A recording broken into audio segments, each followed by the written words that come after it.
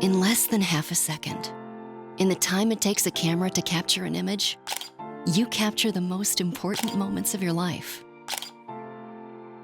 In less than half a second, as fast as an eye blink, you could capture the most important moments of your patient's eye health.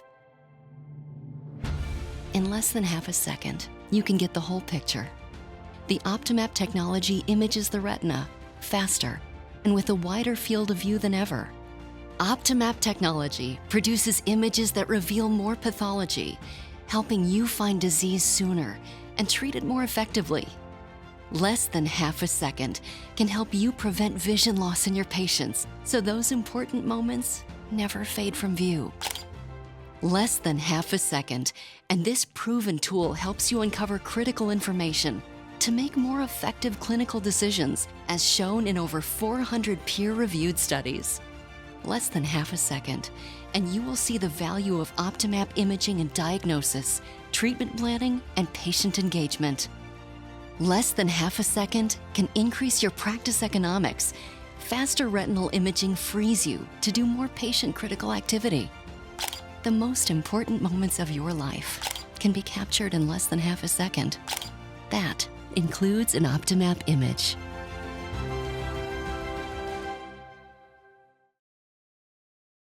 Good afternoon, good evening, ladies and gentlemen. My name is Dr. Kenneth Fong from Oasis Eye Specialist Malaysia. It's my great pleasure to welcome you to the Optos Nikon webinar, which will be focusing on high myopia and peripheral retinal diseases. I'm pleased today to have two distinguished speakers from China and Korea joining me from Malaysia, and we will be presenting our experiences and research work with the Optos system that we have in our clinics. First is Dr. Chen Yuxin, who's a professor of ophthalmology at the Department of Ophthalmology at Peking Union College Hospital in Beijing. He needs no introduction. He's a key opinion leader in the Asia Pacific region, and I've known Dr. Chen for many years, and it's a great pleasure to welcome here today, Dr. Chen. The second speaker will be Dr. Jeon Soo-hee from Korea. She's the director of the KI Clinic in Seoul, and is also a leading vitreoretinal surgeon in Korea and expert on macular degeneration, uveitis, and cataract. So we will have recorded presentations being played after our live introductions, and you are welcome to put your questions and answers in the question and answer function on Zoom, and we will try to answer them after each presentation. After each presentation, we'll also have a short poll where you can give your opinions on certain questions, and we will try to, we will then go on to discuss that as well. So to keep the time, I would like to invite the technical team to play the first presentation, which will be my presentation on my use of Optos in a day-to-day vitreoretinal practice. Thank you. Good evening. I'm Dr. Kenneth Fong from Kuala Lumpur, Malaysia, and I'm honored to be invited by Nikon to present on the importance of wide field retinal imaging.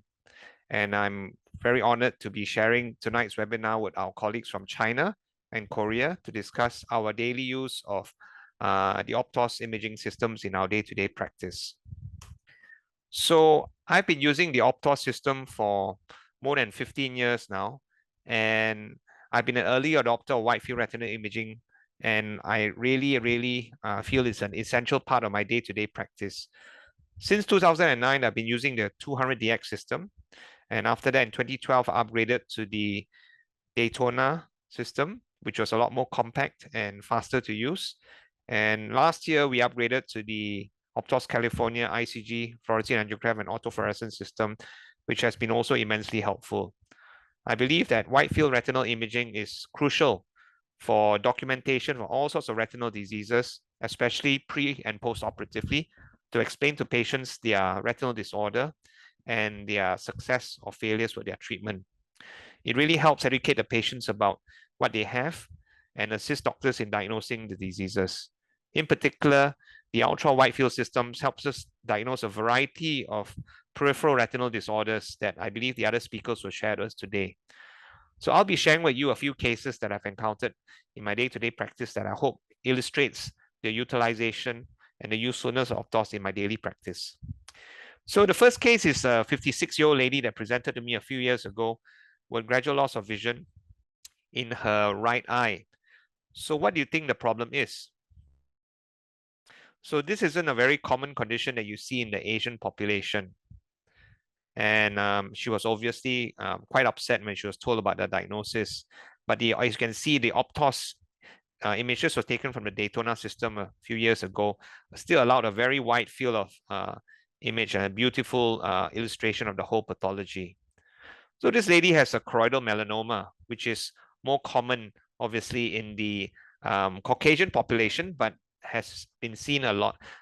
You can find them in the Asian population. I see 1 or 2 a year. So then she was offered the treatment with plaque radiotherapy, where radioactive iodine plaque was placed on the sclera behind the tumor after measurements. And at 1 month, the Optos image accurately demonstrates there's necrosis and shrinkage of the tumor. There's some vitreous hemorrhage post-surgery, but the patient is doing well. And at 6 months, you can see the tumor continues to regress in size. And it's always very helpful to have the original image to compare with to show the patient the shrinkage of the tumor and the reduction in size. And at 2 years, the tumor has completely regressed. The patient is doing very well, but has developed some radiation retinopathy from ischemia and required some panretinal photocoagulation laser and anti-VEGF injection. The Optos is invaluable in documenting this very rare disease, but as you know, some melanomas can be quite peripheral as well, and a wide field imaging system is essential to document it. So Optos really helped me with this case by documenting the size of the tumor, planning for brachytherapy, long-term follow-up. The patient gets this every 6 months, and also to educate the patient about the disease and the importance of early treatment. Here's the second case. He's a 50-year-old man who presented to see me with very gradual loss of vision in his left eye for many years. So you can see with the wide field Optos image here, there's some pigmentation in the inferior to the macula that tracks all the way down to the bottom. So this widespread pigmentation makes us suspicious of a specific condition. And with the California imaging system, which has autofluorescence and fluorescein angiogram, I was able to accurately diagnose this condition, which was chronic central serous chorioretinopathy. So this is a classic fluid tract dripping down subretinally, and the autofluorescence image shows hypoautofluorescence in the areas of RPE loss, and you can see the track of fluid that's been dripping down for many, many years. And the fluorescein angiogram, wide field fluorescein angiogram, showed a very beautiful hyperfluorescence in the areas of leakage, and also multiple areas of leakage centrally at the macula, which was treated with photodynamic therapy laser. That is not now available. So if I was treating the patient now, I'll use subthreshold laser to treat the leaking points. So this is a case of chronic central serous chorioretinopathy, which imaged beautifully with the wide field autofluorescence and fluorescein angiography imaging. Here's the third case. This is a younger patient of about 30 years old. They presented to see me with night blindness and loss of color vision and peripheral vision. So you can see in the Optos color images, you can see surrounding pigmentary changes around the macula. The white peripheral retina looks actually quite normal, but it's only when you do autofluorescence image that you see the strikingly beautiful image of multiple areas of hypofluorescence around the macula and hyperautofluorescence surrounding it, with central areas of hypo and hyperautofluorescence, as well as widespread loss of RPE cells. So this is a case of a retinal dystrophy, and this was a similar finding in the other eye as well. So this patient was given the diagnosis of rod cone retinal dystrophy and was advised that this was an inherited condition of which there was no available treatment at the moment. And again, without any invasive imaging, just a wide field, normal color, and also autofluorescence imaging, we were able to make the diagnosis here. Here's a typical case that we see on the day-to-day practice where Optos is very, very important. This is a case, obviously, of a superior temporal macular off retinal detachment in a highly myopic patient in the right eye. You can just about make out a supratemporal tear there. And it's important to show this image to the patients preoperatively to explain to them that their macula has been detached in the retinal detachment, but also the importance of early treatment to prevent the detachment from progressing further.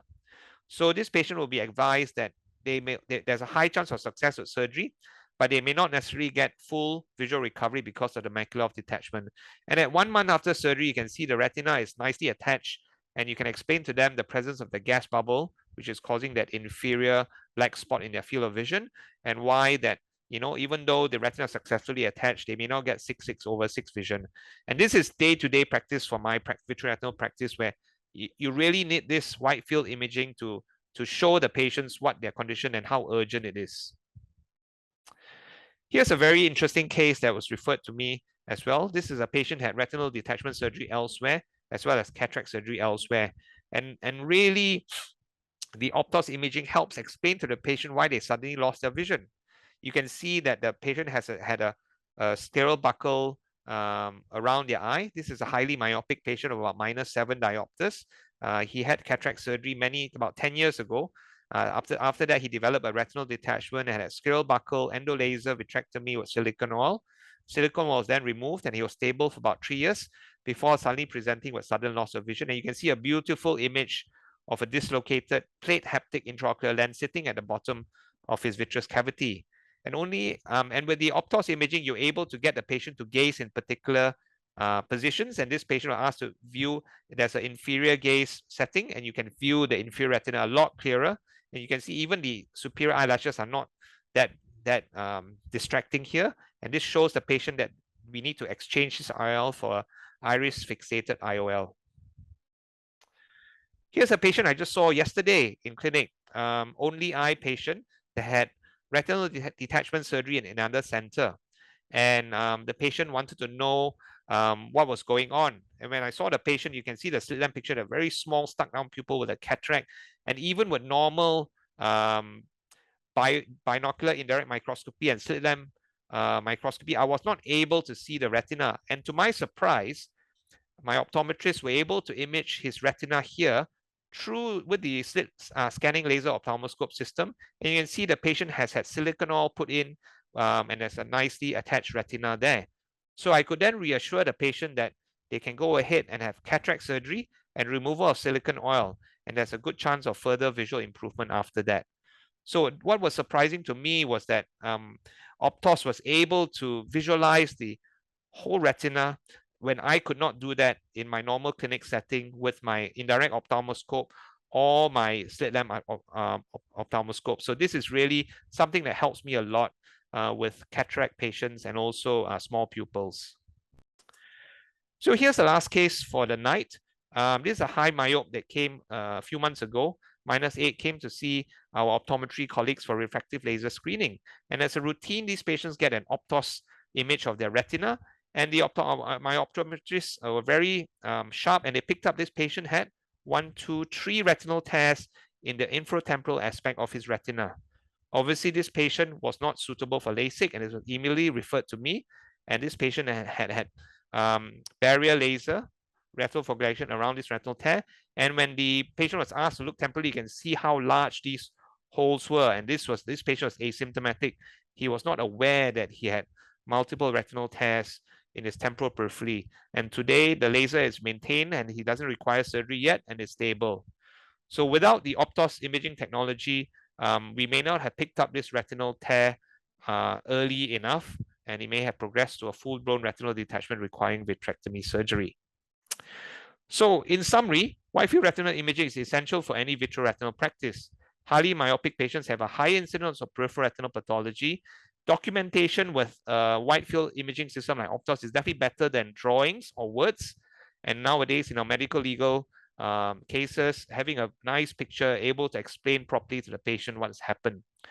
The use of multimodal wide-field imaging with fluorescein angiography, ICG, or autofluorescence is very helpful in diagnosing various retinal diseases such as central serous chorioretinopathy, retinal dystrophies, and also rare diseases like choroidal melanoma. And as I've shown, in the day-to-day practice, the Optos scanning laser ophthalmoscopes able to visualize retina through dense cataracts and small pupil. It is a very user-friendly system, and my technicians and patients find it very, very comfortable and easy to use. So thank you very much for your time and attention, and I'll be happy to answer any questions if there are any. But in the meantime, I would like to introduce the next two speakers. Okay, so we haven't got any questions from the audience yet, so maybe I'll just open the floor to Dr. John and Dr. Chen. Do you have any comments about your daily use of the Optos system? Maybe Dr. John first from Korea. Yes, I actually have a question for your case, the last case. Yes. Do you prefer barrier laser than the buccal with external XLFD in cases with LLD, in cases with almost involving almost macula or major arcade? Yeah, I mean, this patient was advised to have vitrectomy surgery, but they didn't want it. So they had to have urgent barrier laser first. And to my surprise, it's been more than 6 months and the retina remains, the macula is not affected and he's still functional. So he was asymptomatic before this. So, but at least he had some laser done to stop it from progressing. But he knows when to come urgently if he needs to have vitrectomy surgery. Okay. Dr. Chen, any comments? How do you use the Optos in your clinic? Yes. Actually, we have 3 generations of Optos. And the first generation actually not used that very much. Yeah, because I think it's difficult to get a beautiful picture, beautiful photos. But it's very big as well. It's the first generation was a very large system. It was very noisy as well. We do have this, but no one will want to use it. In the second generation, they turn out wonderful. In China, especially in the private eye hospital, almost every hospital have 1 or 2 Daytonas machine. Yeah, because there are many retina specialists. They worry. Misdiagnosis or misdiagnosis. Yeah. So it's very helpful, I think. It's very good for the. And you don't even need to dilate your pupils. In my main department, we have 3, actually 3, and also we have California. Now they are not available, but I already in the schedule where we are buy it. Good. So now we'll go on to the polling question. There's a polling question for the audience. Maybe the IT people can put up the poll and then we can see the results. Let's have the polling question.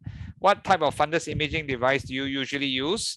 So as what Dr. Chen says, he's got 3 different types of Optos in his clinic. Dr. John as well has an Optos.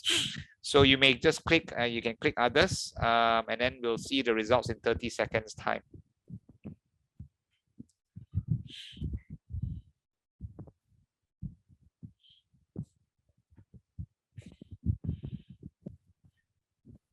Okay, so 47% of the audience here uses a conventional fundus camera, 40% have Optos wide field, 7% non-Optos wide field, and 7% others. So that's good. Okay, so we'll go on to the next speaker. So I'd like to invite the IT to play the video of our next speaker, which is Dr. Chen. Dear professors, dear colleagues, ladies and gentlemen, I'm Dr. Chen Youxing from Peking Union Medical College Hospital. It's my great honor to have this opportunity to talk something about the researchers on myopic eye in China. PM can cause a series of severe ocular lesions and may lead to blindness eventually. Part 1. Peripheral retinal imaging features of high myopia. As you know, Optos is a perfect tool to examine the whole retina. Especially, it's wonderful for the examinations of pathological myopia. From these two pictures, you can see very clearly the heterogeneous retinal detachment and retinal tears and breaks. From this picture, you can both see the optic disc, macular atrophy, and peripheral regions of the degeneration areas, and retinal hole. From this picture, you can both see the retina vitreous floater and the retinal schisis, so-called the dark vessel, because in the front of the retinal vessels have floaters.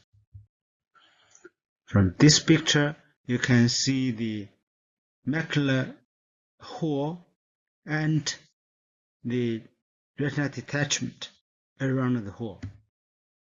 Using the magnifier, the tools, you can see better the macular hole.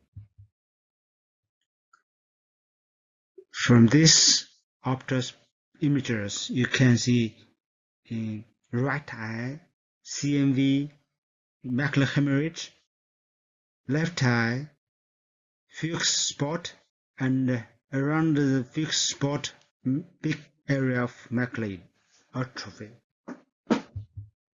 So you can also using the magnifier to better see the hemorrhage and the fixed spot.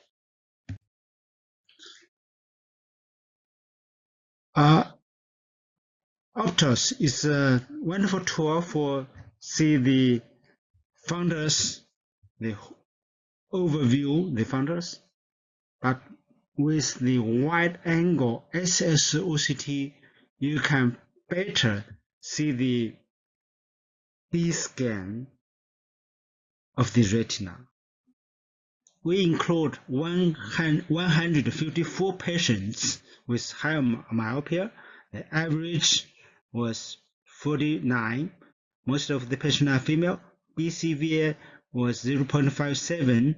The refractive error almost minus 11 diopter. We using these tools to see the vitreous, retina, choroid, and sclera.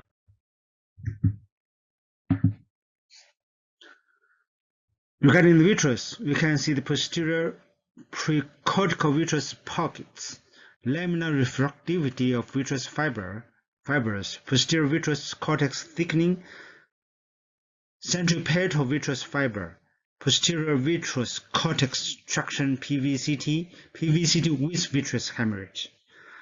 In highly myopia eyes tend to vitreous abnormalities, among which PPVP is associated with refractive error and choroidal thickness and scleral thickness. Where in retina, we can see myopic traction maculopathy, retinal membrane, peripapillary retinal schisis, especially can better see the peripheral outretinal lesions and RP rupture and subretinal hemorrhage. Regarding choroidal and sclera, with the OCT angiography, you can see the active phase of CMV, scarce phase, atrophic phase, and we can clearly see the scleral depression, uneven thickness, scleral depression with retinal schisis, scleral splitting with CMV, adipose tissue posterior to sclera, posterior staphyloma type 2, type 3, and scleral proliferating vessels. We can clearly see the dome-shaped macula.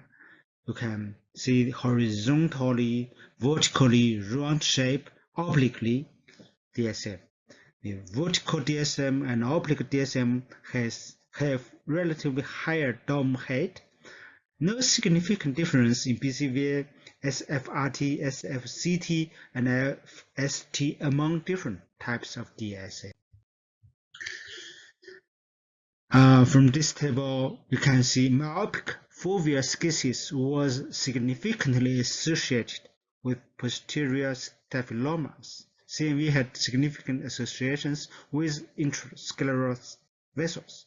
The SFRT, SFCT, and SFST of active phase CMV were significantly higher than those of atrophic phase or scar phase.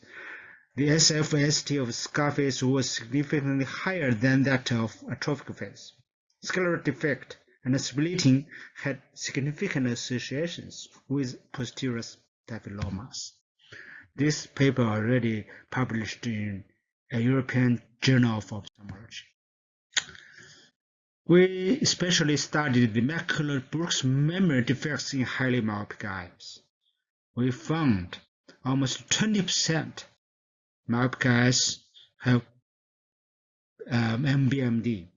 Eye with MBMD had significant worse BCVA. 4 meta-PM groups showed significant differences in the presence of MBMD.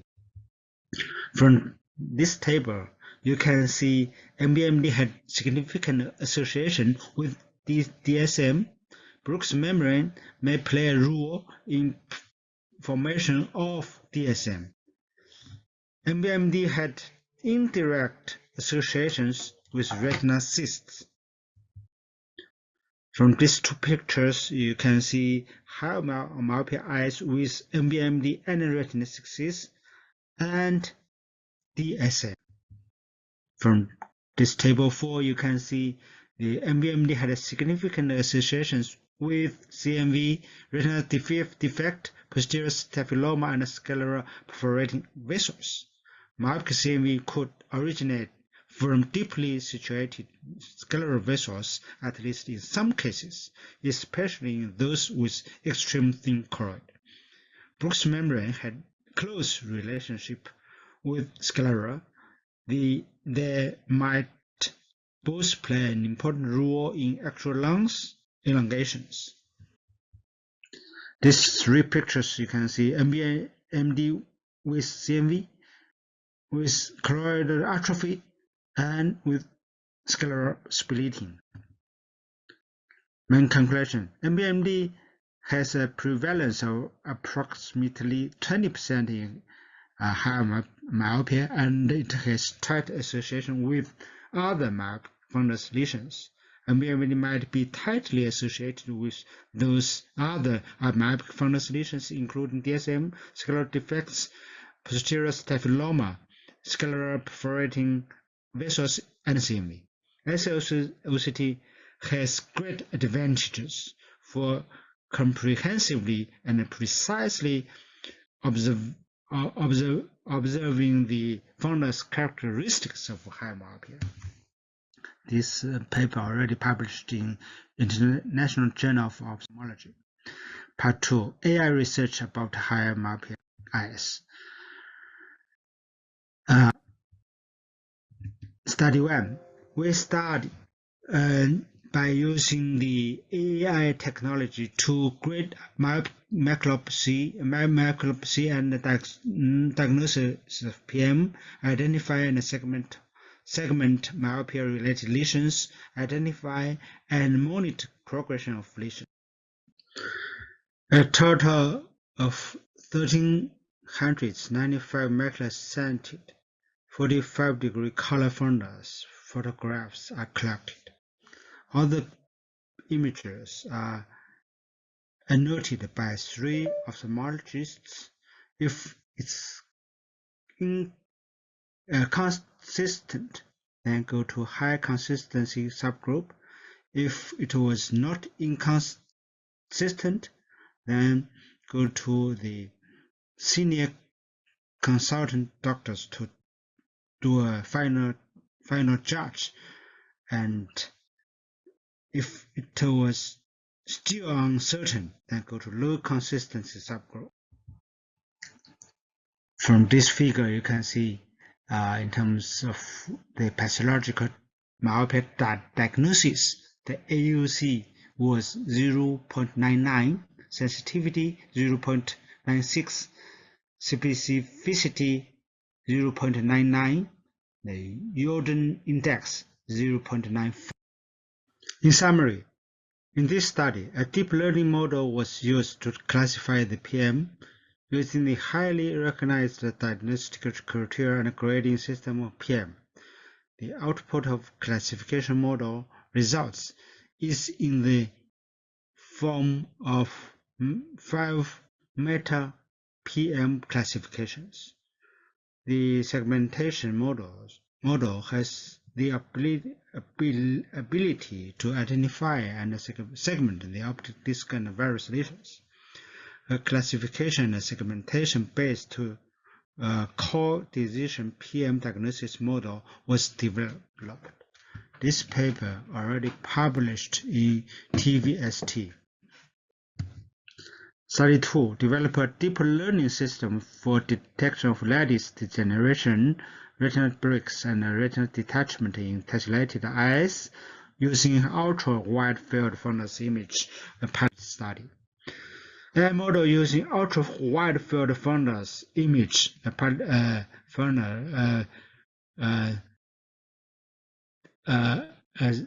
to confirm the peripheral retinal lesions, including lattice degeneration, retinal breaks, retinal detachment. We recruited 3 attending ophthalmologists to annotate the 1500 Optos color images.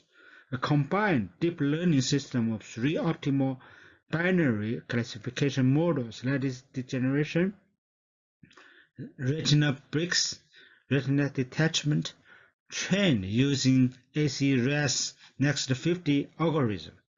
2 reprocessing methods, original resizing and cropping. The final deep learning system is based on the optimal models. Results. The optimal pre-processing approach, AUC, original resizing lattice degeneration, 0.0888, retinal detachment, 1 point. Cropping for retinal breaks, 0.953. The referral accuracy almost 80%. We are also including the heat map true positive images to better illustrate the lattice degeneration, retinal detachment, and retinal break. That's to better show the peripheral lesions. Yeah, this is very obvious to see even by the patients or some other non-ophthalmologists, for example, family doctors, optometrists, and so on. This paper already published in Graphs Archives for Clinical and Experimental Ophthalmology. Conclusion. The Optos ultra wide-field imaging can clearly show changes in the retina from posterior pole to peripheral in a single image, which helps clinicians to quickly understand the fundus situation and improve the efficiency of diagnosis and treatment, especially in myopic patients. Wide-angle SSLCT has great advantages to comprehensively comprehensively and precisely observing the fundus characteristics of myopia. The combination of ultra-wide-angle image technology and AI technology will be very valuable in screening and telemedicine. Thank you very much. Thank you, Dr. Chen. That was a very interesting study you presented. I'm just going to touch upon the aspects related to Optos.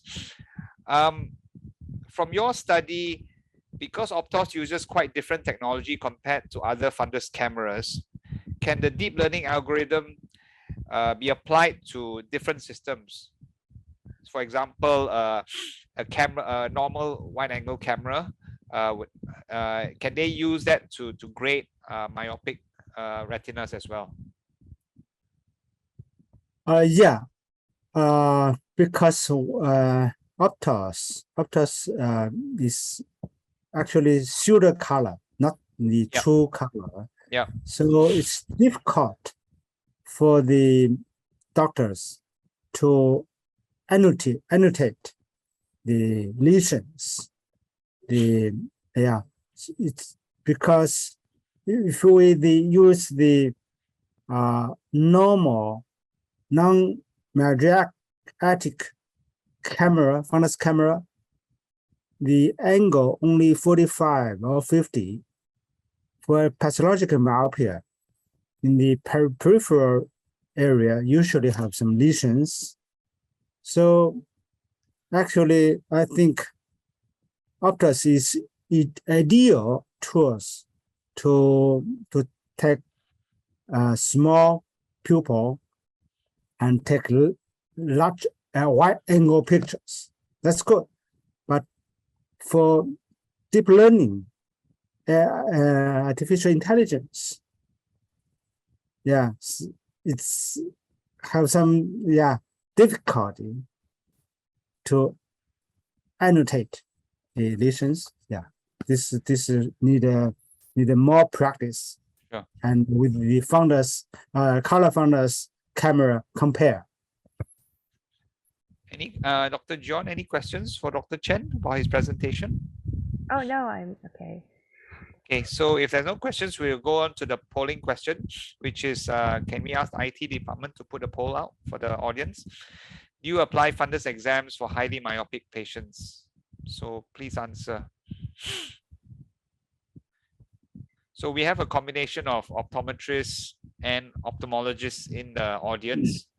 So I think maybe this is probably more relevant for the optometrists who see their patients for spectacles or contact lenses.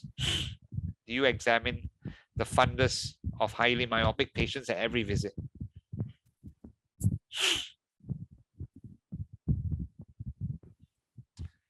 So yes, the vast majority of us will examine patients who are highly myopic, -6 diopters or more, but some would only for severely high myopic, and some said no. Okay, so that's good to know. So I'd like to go on to our last video of the night, which is a presentation by Dr. John Soo Hee. Please, can we play the video? I am so glad that I can share my experiences on the ultra-wide OCT in the surgical care of peripheral retinal diseases. My name is Soo-hee John from South Korea. Let's assume that you met these patients in your clinic. What would you like to do? Would you like to do the laser photocoagulation or observation? What is your choice and what made you to do that? So this is the answered page. What is your score? Even for a trained rear surgeon, the decision is not always easy. You may do the laser for every patient with suspicious lesions, but unnecessary laser may cause a new retinal breaks in adjacent area. But now we have a solid proof for the laser photocoagulation with the ultra-wide field OCT. This is especially useful for the eye doctors without vitreoretinal experiences, as it provides a clear base for a decision. So we need to say the most important role of ultra-wide field OCT in surgical retina is the prevention of rheumatogenic retinal detachment. A few years ago, I encountered several healthy young patients with multiple retinal breaks. I was curious about the cause of the multiple retinal breaks, so I took the ultrawide-field angiography for these patients to find out the answer. On ultrawide-field angiography, these patients showed peripheral leakages, especially in areas with retinal breaks. At first, I thought that it was a retinal vasculitis, but there was no evidence of inflammatory reactions in either vitreous or retina. So I've tried to get an OCT scan in these areas, but it was not easy to get an OCT imaging on peripheral retina. After a repetitive trials, I could get an image that suggests vitreoretinal traction in this patient. With the Silverstone, we are free to navigate the precise anatomic changes in peripheral retina. That includes a deep understanding of vitreoretinal interface diseases in peripheral retina. This patient had multiple retinal breaks and peripheral leakages on ultrawide-field angiography. With the ultrawide-field OCT scan, you can clearly see how and where the vitreous is attached on retina, and at the same time, you can compare with the ultrawide-field fundus photography to understand how the vitreous traction made the hole and peripheral leakages.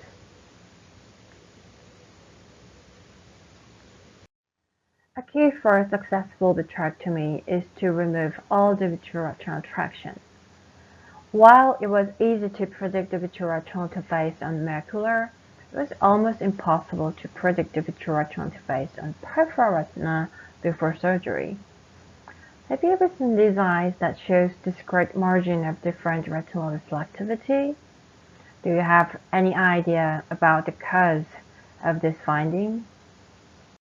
If you take the OCT scan of this area, you can find that the reflectivity of ellipsoid zone diminishes at the junction of the margin, and it seems like that the ellipsoid zone disruption are related to the vitreoretinal traction. As we all know, it is very tricky to get a good peripheral vitreoretinal interface imaging with previous OCTs.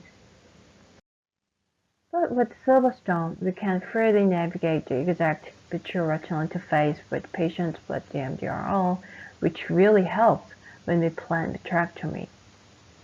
The presence of DMDRL usually means that there are abnormal vitreoretinal traction in this area, and this traction should be removed during the vitrectomy to prevent postoperative complications. One of the most challenging cases for vitrectomy is Stickler syndrome. If you are planning vitrectomy for a patient with Stickler syndrome, you need to prepare endosuckling, endolaser, cryotherapy, and finally, recurrence of detachment. This patient had family history of recurrent retinal detachment, and his father and sister lost their vision even after multiple vitrectomy and endosuckling. We did a whole exome sequencing and found that he had a mutation in his collagen II gene. The Silverstone shows what happens in his vitreoretinal interfaces. The vitreous is not separating with entire retina, rather it makes multiple traction on retina, resulting in retinal detachment in multiple places. This would be the very case where the preoperative ultrawide-field OCT imaging on peripheral retina helps to plan a proper treatment. Let's move on to a normal, usual rheumatogenic retinal detachment patient.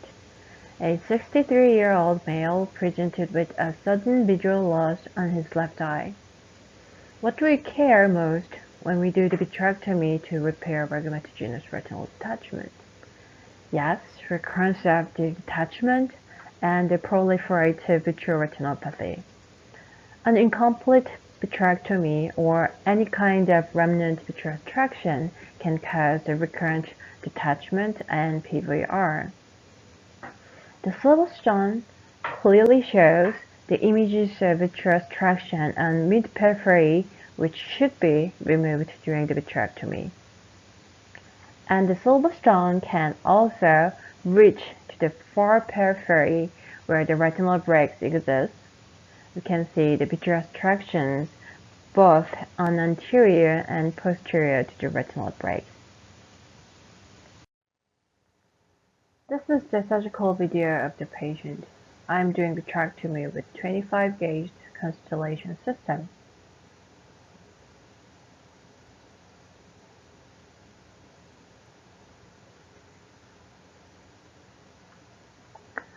After a total vitrectomy, vitreous traction was removed on both anterior and posterior side of retinal breaks as we checked preoperatively with Silverstone. And then I checked the area where the vitreous traction was detected in mid-periphery. You can see that there was remnant posterior hyaloid membrane on this area even after removal of vitreous cortex. This is quite common to find remnant posterior hyaloid membrane after removal of vitreous cortex, and this is the major cause of recurrence after vitrectomy.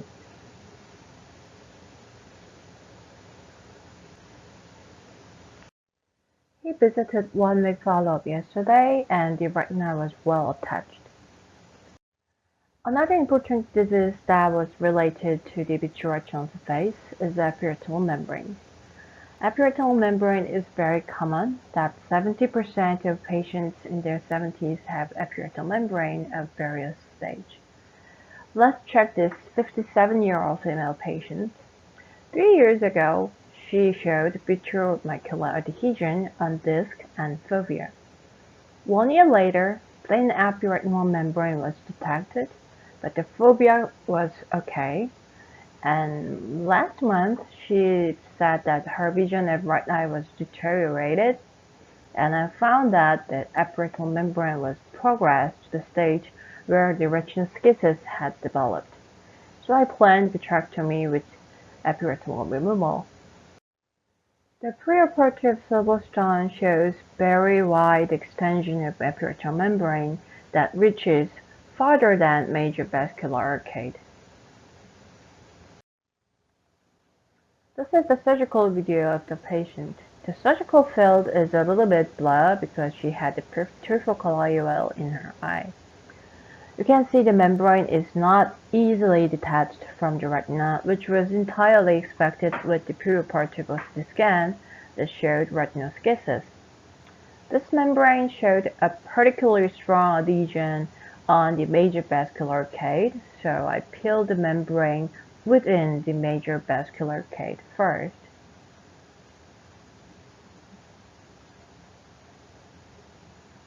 You can see a lot of bleeding spots after membrane peeling, which was also entirely predicted with preoperative OCT scan with retinoschisis, so we are not surprised by the bleeding. After the ERM removal within the major vascular arcade, I extended the peeling to the outside of the major vascular arcade. Because the remnant membrane is the major cause of recurrence, we need to make sure that we peel the membrane as large as we can.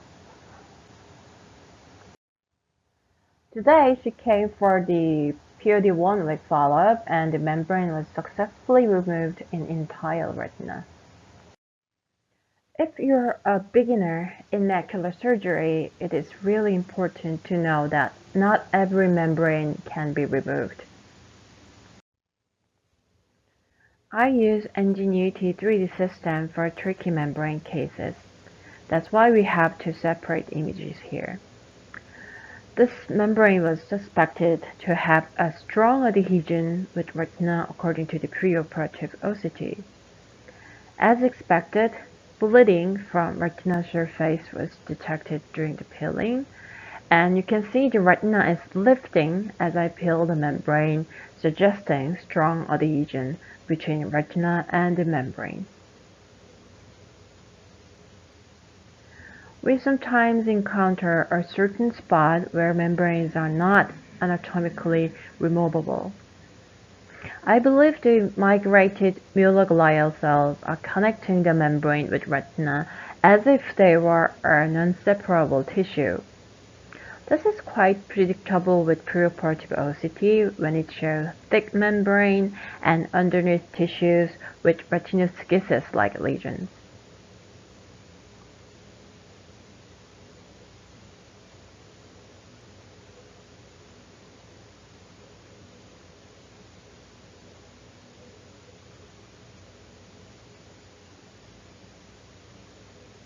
Then it is better to stop peeling and remove remnant tissue with cutter at this point.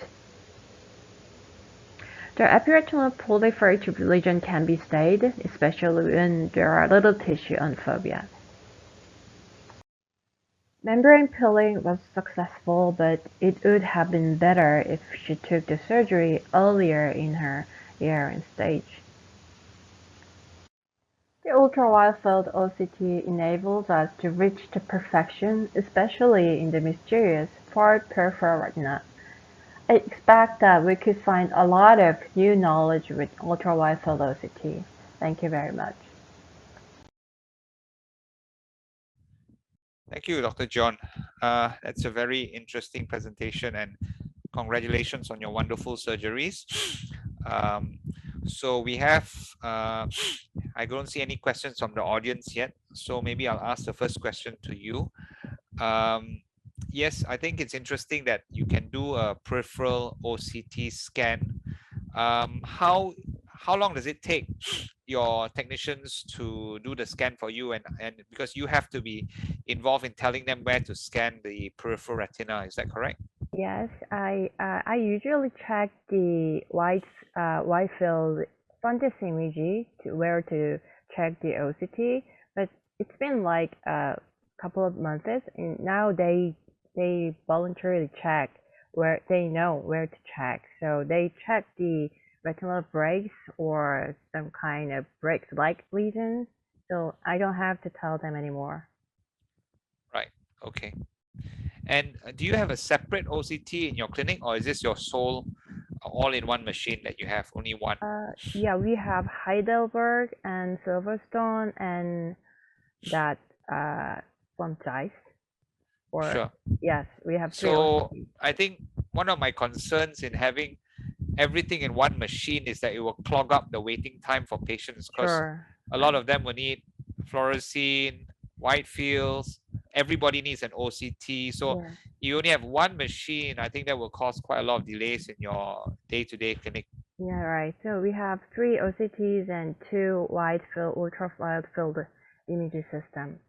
Yes, and also the other thing to consider is that that same patient that comes back for another visit the next time must have the OCT from the same machine as well to allow you to track the use. So if the patient had a Zeiss OCT from the beginning, they need a Zeiss OCT every time they come. Otherwise, it's very difficult to compare like with like. Is that correct? Yeah. So I usually check the Heidelberg for macular diseases, and otherwise I check the Silverstone for the peripheral disease. Yeah, unfortunately, we are not as rich as Korea. We can't afford to have more than one OCT machine in our clinic in Malaysia. So a lot of us have to make do with just one type. Dr. Chen, any questions for Dr. John on her interesting presentation? Yeah, one for surgery. Yeah, so, the operation OCT is California set to have the OCT now, or other? Silverstone is the one with the OCT. Silverstone. Okay. Yeah. Okay, I see. Very good. Can see the peripheral scan to see the detachment or membrane.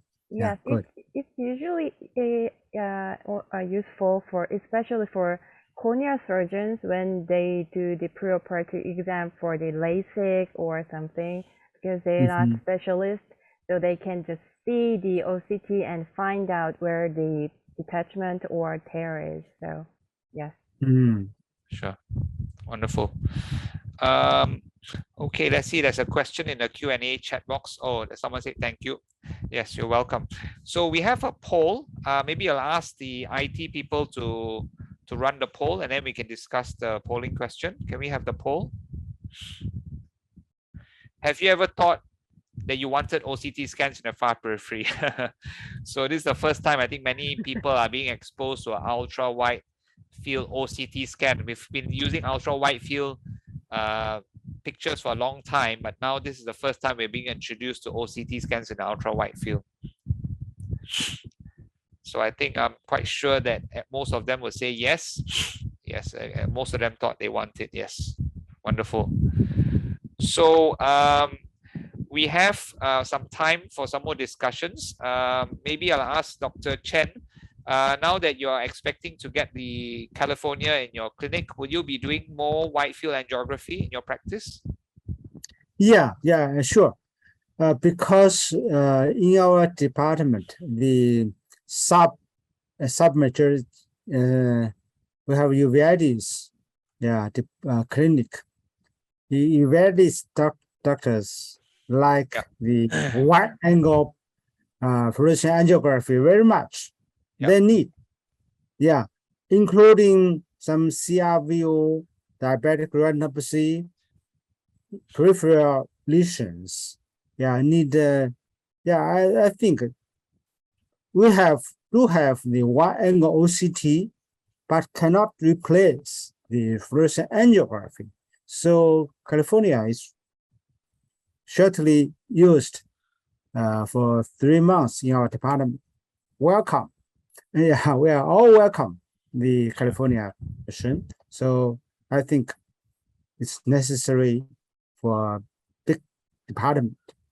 I mean, one of the sorry to interrupt. I mean, one of the issues I have is that the ICG and FA system in the California has not been widely used in clinical trials. So I've been trying to enroll in many multi-center drug clinical trials, but they insist on using the Spectralis Heidelberg system especially for PCV.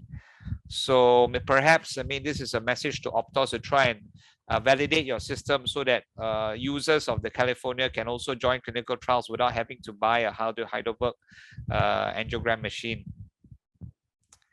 So, Dr. John, do you have any comments about that on the angiography function in the Silverstone? Yes, the previous version was the image quality was not very good, but this version with the Silverstone, they provide excellent image quality. So I myself used a Heidelberg FAG system for the AMD, but now I kind of try to use this FAG system for the AMD, and it's quite better than the previous version. We can detect the polyps with this newer version of FAG. Yeah, I only use this for my disease. You just have to zoom the macula. I mean, it's such a wide angle, but if you zoom in, it's quite sharp. Yeah. And the ICG works very well for my treatments. Yeah. Yes, I agree. Yeah, great. So we have a webinar survey for the audience. So maybe we'll post the post-webinar survey and then we'll call the meeting to an end. I'd like to thank my 2 speakers from Beijing and from Korea, Dr. Chen Yuzin and Dr. John Seo Hee. Thank you for giving up your time on a Friday evening. I know you have precious family time and friends to do as well from your busy schedule. I'd like to thank Nikon for inviting us to share our experiences, and we look forward to the next Optos Nikon webinar, which will be held in a couple of months' time.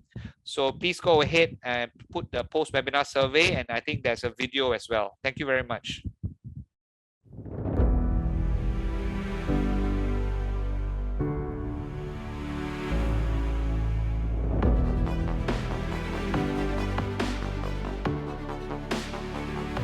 Ultra-wide-field imaging has come a long way since its inception. Over time, we've seen an improvement in our image quality, our ability to do fluorescent angiography, ICG, and now with the advent of the Silverstone, we're able to actually integrate swept source OCT in the far periphery as well as in the macula. Unlike conventional fundus cameras, Optos ultra-wide field devices capture high-resolution, 200-degree views, showing 82% of the retina in less than half a second.